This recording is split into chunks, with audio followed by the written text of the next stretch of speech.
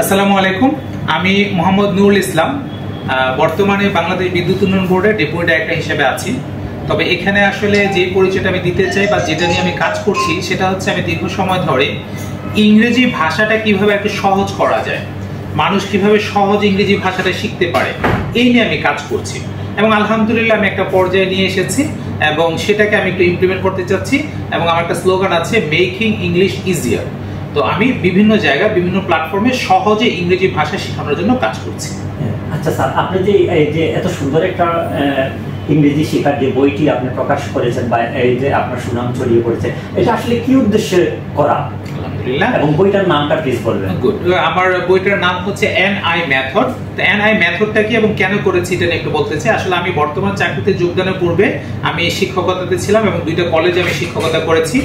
সেখানে শিক্ষকতা করার সময় আমি যে জিনিসটা দেখেছি, বাংলাদেশে অনেক শিক্ষার্থী শুধুমাত্র ইংরেজি সাবজেক্টে দুর্বলতার কারণে তারা পরীক্ষায় ভালো রেজাল্ট করছে না। অনেকে আছে এমনিতে খুব ভালো, অন্যান্য সাবজেক্টে ভালো, ইংরেজি দুর্বলতার জন্য ভালো চাকরি পাচ্ছে না।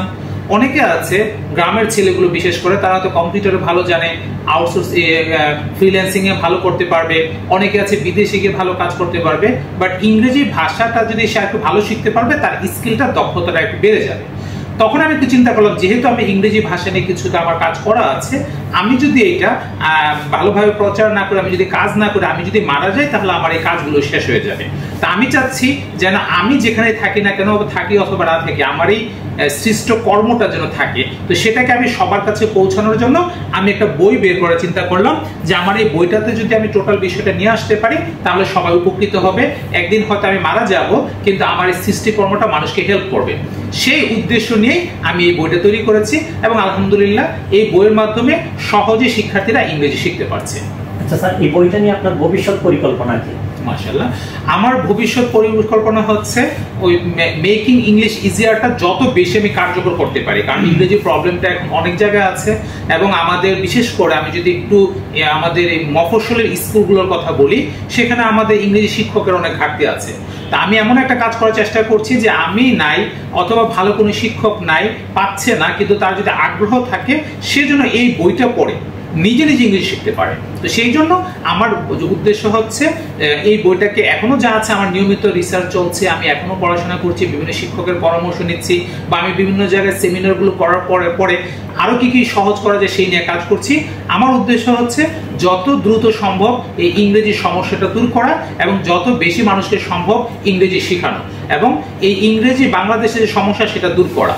পাশাপাশি থেকে আমি আরেকটু হায়ার লেভেলে নিতে চাচ্ছি, সেটা হচ্ছে এখন আমার যে প্রক্রিয়াটা আছে, আমার এই বইটা যদি সাধারণ একজন স্টুডেন্ট 2-3 মাস পরে সে ইংরেজি শিখে যাবে, এটা আমার কথা না, আমার যারা শিখছে তাদের কথা। এবং আমি মাঝে মাঝে একটু স্মরণ করি, আমাদের জেলা শিক্ষা অফিসার বর্তমান যিনি আছেন, উনি এই কথাটা বলেছিলেন যে এই 6, 7, 8 এত ইংরেজি কি পড়ে, কেউ যদি 2-3 মাসে এই বইটা পড়ে, সে ইংরেজি ভাষা শিখে যাবে।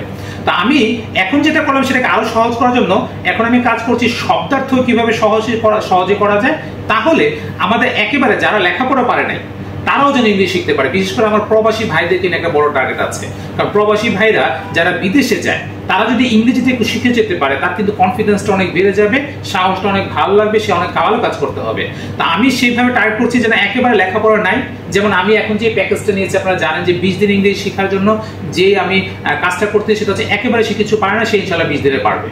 তো এই কাজটা যদি আমি সফল করতে পারি, তাহলে আমাদের প্রবাসী ভাইরা বিদেশে যাওয়ার আগে 20 দিনে সে ইংরেজি শিখে তারপর বিদেশে যাবে, তার সাহসটা অনেক বড় হয়ে যাবে, আমাদের রেমিটেন্স লেভেলটা অনেক বেড়ে যাবে। আচ্ছা স্যার, আমি আরেকটা প্রশ্ন করি, যেটা হচ্ছে আপনি সিলেট বিদ্যুৎ উন্নয়ন বোর্ডের ডেপুটি ডিরেক্টর হিসাবে আপনি কর্মরত রয়েছেন। এত বড় একটা পোস্টে আপনি কাজ করার পর কিভাবে আপনার মাথায় এলো যে আপনি একটি ইংরেজি শেখার জন্য একটি বই করবেন, যেটা অত্যন্ত সাবলীল এবং সহজ ভাষায়, আরো অনেক বিষয় ছিল, তো সেদিকে না গিয়ে কেন আপনি এমন একটি ইংরেজি সহজ ভাষার বই লেখার জন্য আপনি আসলেন, একটু বলবেন? মাশাআল্লাহ, এখানে একটা ভালো প্রশ্ন করেছেন যে আসলে এই চিন্তাটা কিভাবে আসলে। চিন্তাটা আসলে এভাবে যে আসলে আমি একসময় তো পড়াতাম, তখনই শিক্ষক হিসেবে শিক্ষার্থীদের যে আনন্দটা দেখতাম, আমি যখন সহজ ইংরেজি শিখাচ্ছি তাদের একটা হাসি দেখতাম। অনেক ছেলে মেয়ে আছে লেখাপড়া ছেড়ে দিতে হয়তো, কিন্তু তার সাহস বেড়ে গেছে, সে ভালো করছে।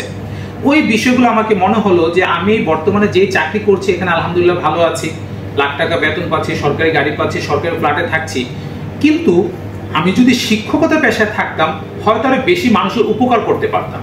এখন আমি ভালো আছি, তখন হয়তো আমার পাশাপাশি আরো লাখো মানুষ ভালো থাকতো।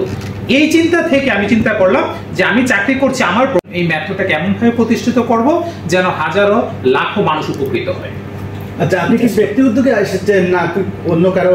আপনি এখন পর্যন্ত আমি ব্যক্তি উদ্যোগে করছি এবং সেক্ষেত্রে আমাকে অনেকেই হেল্প করছে। বড় একটা বিষয় যে আমার যদি বলি সিলেটের প্রথিতযশা যে শিক্ষক রয়েছেন, আমি স্মরণ করতে চাই এমসি কলেজের সাবেক বিভাগীয় প্রধান ছিলেন ইংরেজি শফিউল আলম স্যার।